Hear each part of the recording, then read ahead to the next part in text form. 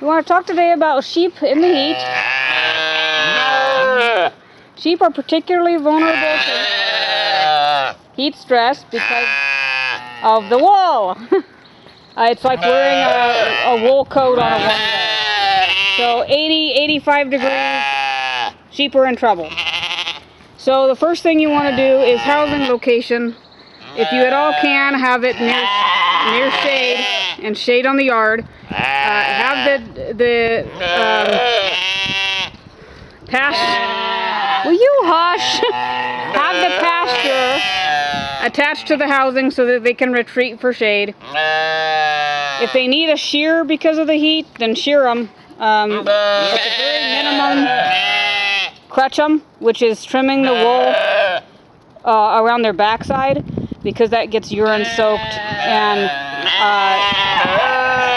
during the heat particularly, flies can get on them and lay eggs and cause fly strike, which you can lose an animal over, so you don't want that to happen. So barring that, if you make sure they have plenty of fresh water, fresh clean water. Check that often, particularly lactating sheep, sheep with lambs. Old sheep, young sheep are going to be particularly stressed in the heat. These guys happen to have a really nice location. They've got a nice big tree to be their shade, and they don't generally get overheated here in the Pacific Northwest. But if they do, you're going to have the same symptoms as goats. You're going to have open mouth panting. You're going to have flaring nostrils. You could have them laying down and won't get up. If you can get them up and move them to shade, then do.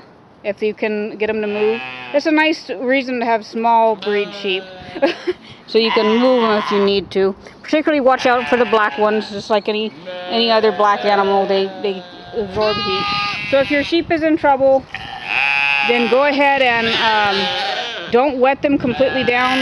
Wet under the armpits, the udder area, the tummy. Don't get their back wet, just like with goats. Give them something like electrolytes. You can give them commercial electrolytes, but homemade electrolytes are better because you can watch the sugar content. You don't want to mess up their rumen. And you can put ice packs under their arms.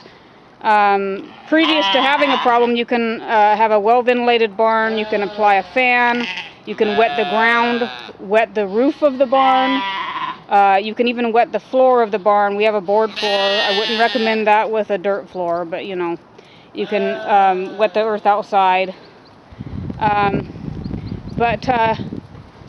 You do want to watch out for them in the heat because they're very, very vulnerable. And you can also give them something cool to eat preparatory to them being in trouble. I wouldn't give it to them if they're in trouble. Give them something like melon out of the refrigerator that's cut in half, something like that, just to cool them down. Think of the ways you would cool down, and that's kind of what you do with your animals. But this has been Sheep in the Heat.